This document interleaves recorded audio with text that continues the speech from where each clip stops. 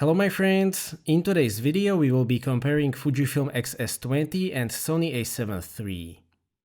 The X-S20 is a brand new release from Fujifilm that offers a pretty much unprecedented feature set within this price category. Sony A7III is now a legendary full-frame DSLM that completely changed the mirrorless market back in 2018. I certainly didn't expect that I will be featuring the A7III in a comparison 5 years after the release, but it recently got the most important update of its career, and that is the new price. Now we can have the A7III and X-S20 for basically the same price. In this video we will take a look at the output and the feature set of both to find out which one is the right choice for you. Sony A7III is a significantly larger camera, which is to be expected since it has a larger full-frame sensor. Both are actually about 12.7 cm wide, but the A7III is significantly thicker and it is heavier by 160 grams. Despite that, the size-to-performance ratio that you are getting with the A7III is still outstanding even by 2023 standards. The packaging of the X-S20 is just as impressive. Considering the features that it offers, especially the big battery and effective in-body image stabilization, it is almost miraculously small. The build quality is very solid with both. Both use a magnesium frame and feel very solid. An advantage of the X-S20 is that most of the front side is rubberized. On the other hand, the A7III is weather sealed unlike the X-S20. It is not the best weather sealing out there, but it is good enough for a reasonable amount of rain. The biggest difference between the A7III and X-S20 is the sensor size. The A7III uses a full-frame 24 megapixel backside illuminated sensor. X-S20 also uses a BSI sensor, but it is a smaller APS-C sensor and it has 26.1 megapixel resolution. Importantly, it combines it with Fujifilm's latest X Processor 5. The new processor allows the X-S20 to have some rather high-end specifications, but one area where it doesn't seem to make a difference is the still's image quality. The conclusion in that regard is the same as in my A7III and X-T4 comparison. The X-S20 has slightly higher resolution, but the A7IV has much lower pixel density. That means that the A7III is much less demanding when it comes to the lens quality. With the A7III, you can get very good results even with below average lenses. With the X-S20, you need pretty good lenses, but there is quite a lot of them available, which is a change in comparison to my A7III and X-T4 comparison. Also, if you are going for a full-frame look with shallow depth of field, that is still easier to achieve with the A7III because of the lens selection, but I will talk about that later. In terms of the dynamic range, Sony can capture a pretty incredible amount of data in both shadows and highlights. It still hasn't been beaten in this regard. The dynamic range on the X-S20 is actually surprisingly good as well. You can recover a lot of information and I don't think that anybody will be disappointed. Extreme shadow recovery is not quite at A7III level due to higher base ISO on Fujifilm and fantastic signal-to-noise ratio of Sony. Regarding the ISO performance, as always, Sony uses REI ISO scale, whereas the Fujifilm uses SOS, which means that I have to use ISO higher by 2/3 of a stop on Fuji to match their real gain or sensitivity. The A7III is generally cleaner by 1 stop and some change. At ISO 3200 and 5000, the Sony is still very clean and usable for the majority of publishing platforms.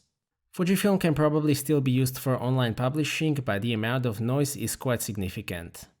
At ISO 6400 on Sony and 10000 on Fuji, Sony is still usable for digital publishing. There is a lot of noise on Fuji, so I would only use that in case of emergency. ISO 12800 is an emergency option on Sony, but it still gets the colors right. ISO 25600 is usable for documentary purposes. The approach to the colors is actually very similar, except the white balance, which is very different. Fujifilm prefers rather cold tones. Sony generally prefers warm tones, but not as much as Canon, for example. In most cases, you can match the colors from A7III and X-S20 only by using the color temperature slider. The colors from both are generally very accurate and easy to work with. An advantage of Fujifilm are film simulations. All 19 that have been introduced so far are available. Sony also has some creative JPEG options, but nowhere near as good as Fujifilm. The X-S20 can shoot 8 frames per second with autofocus continuous and mechanical shutter. If you switch to electronic shutter, you can shoot 20 frames per second and even 30 frames per second with 1.25 times crop. The buffer can take about 90 RAWs, which is a great value. The A7 III can shoot 10 frames per second with mechanical shutter, but there is no improvement with electronic shutter. The buffer can take about 45 RAWs, so roughly half of the X-S20, but that is still not bad. An advantage of the A7 III is that it has 2 SD card slots. Only one of them is UHS 2, the other one is UHS 1, but better than nothing. The X-S20 only has one SD card slot, which is acceptable at this size.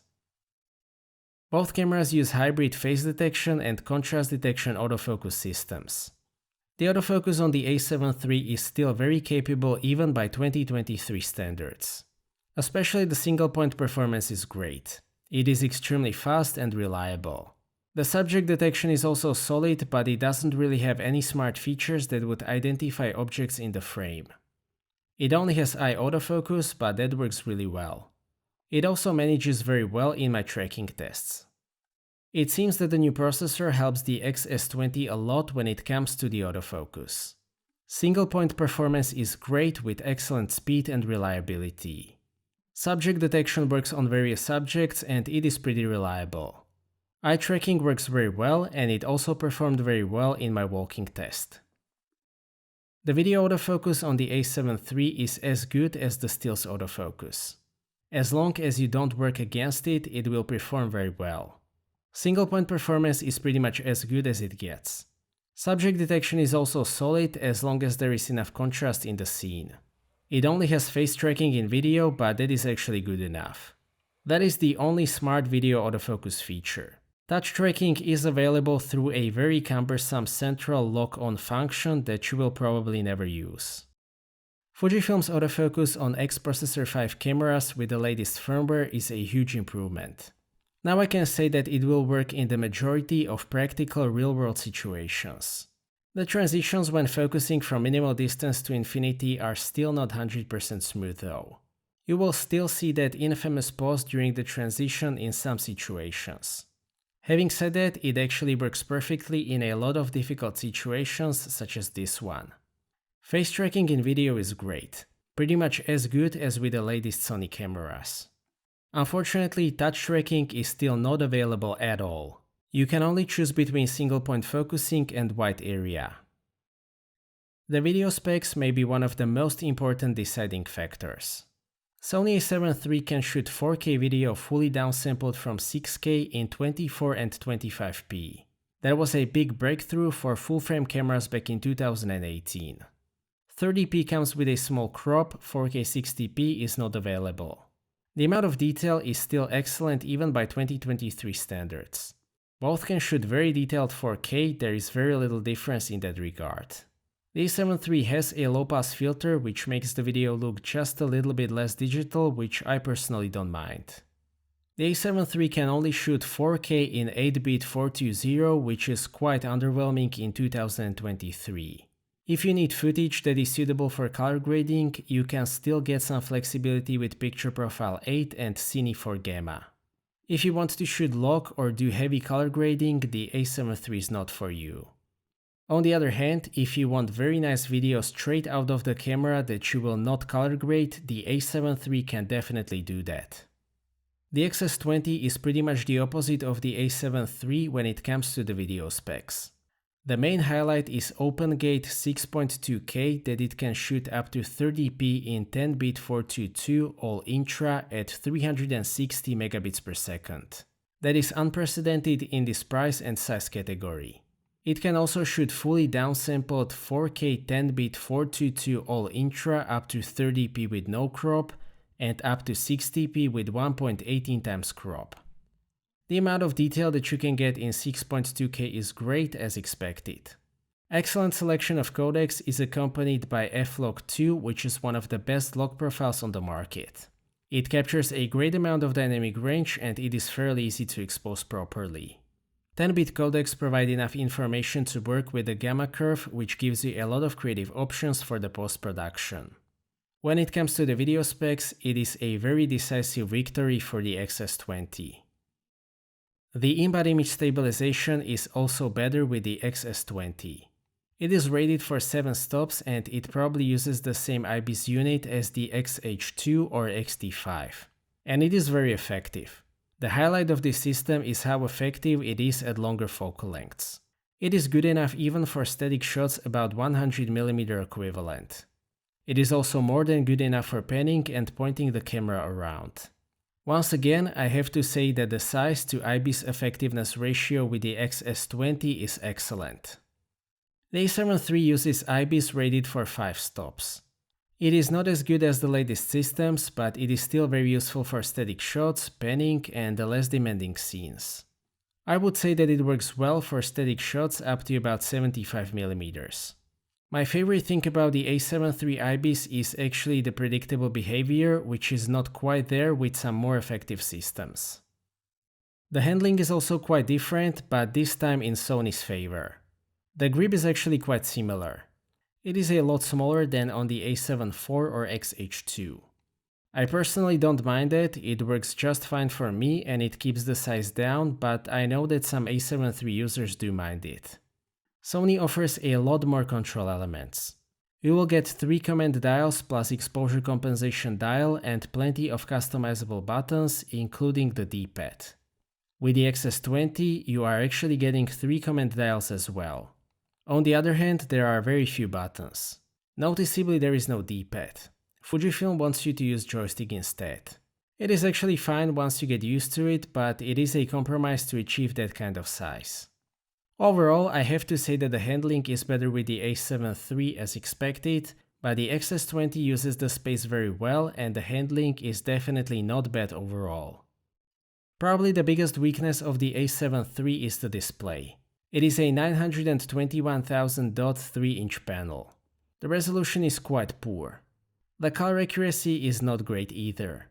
The only good thing about it is the brightness, which is sufficient in sunny weather setting. The X-S20 display has twice the resolution at 1.84 million dots and it is at least twice as good. It is very detailed, sufficiently bright and generally very pleasant to use.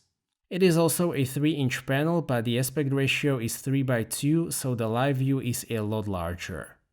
It is a great display and a significant advantage over the A7 III. The viewfinder is not great with either.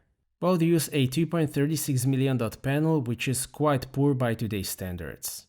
Sony's EVF is much larger at 0.78 times, so it wins in this category. Another difference is that the A7 III uses a tilting mechanism whilst the X-S20 uses a rotating screen. That is a matter of preference, both have advantages and disadvantages. I prefer the tilting screen of course, but I understand the decision to use a rotating screen on the X-S20. The lens selection is another very important factor. The E-mount lens selection is still the best by a solid margin. You can get anything from very small and budget-friendly semi-ink primes to any kind of exotic glass such as 400mm f2.8 and everything in between. There is always plenty of options from both Sony and third-party manufacturers. Fujifilm's lens selection is improving, but it is not on the E-mount level. Fujifilm has pretty solid first-party lens selection, but some of the most important lenses such as 16 to 55mm f2.8 are due for an update. Very important addition to the X-mount lens selection are Viltrox lenses such as 13mm f1.4 or 75mm f1.2 Pro. There are other third-party lenses available as well, but the lens selection still leaves a lot to be desired. Some people say that Fujifilm's APS-C lenses are smaller and cheaper. That is not true. If we take equivalency into account, yes, including the aperture that is non-negotiable, full-frame lenses can actually be smaller. Third-party E-mount options from Tamron, Sigma or Semiank are usually cheaper than Fujifilm's APS-C lenses as well. The battery life is a big strength of both cameras. Both use about 220 mAh battery, which is stored in the grip in both cases. The A7 III is rated for 720 shots, the X-S20 for 750 shots. As far as I know, those should be the second and third best values on the market. Both will easily get you through a typical day of holiday shooting, for example. You can also get from 120 to 180 minutes of 4K video with both, which is also outstanding.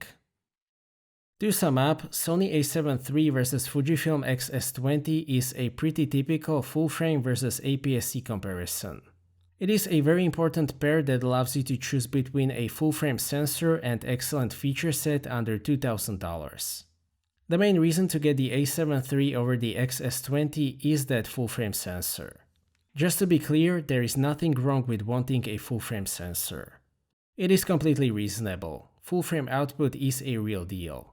The A7 III offers it in a compact body and pairs it with still very capable autofocus system, useful in-body image stabilization, and great battery life. E-mount lens selection is also a huge selling point for the A7 III. APS-C sensor in the X-S20 provides very solid output. It beats the A7 III in most feature set categories. Autofocus and electronic viewfinder are exceptions.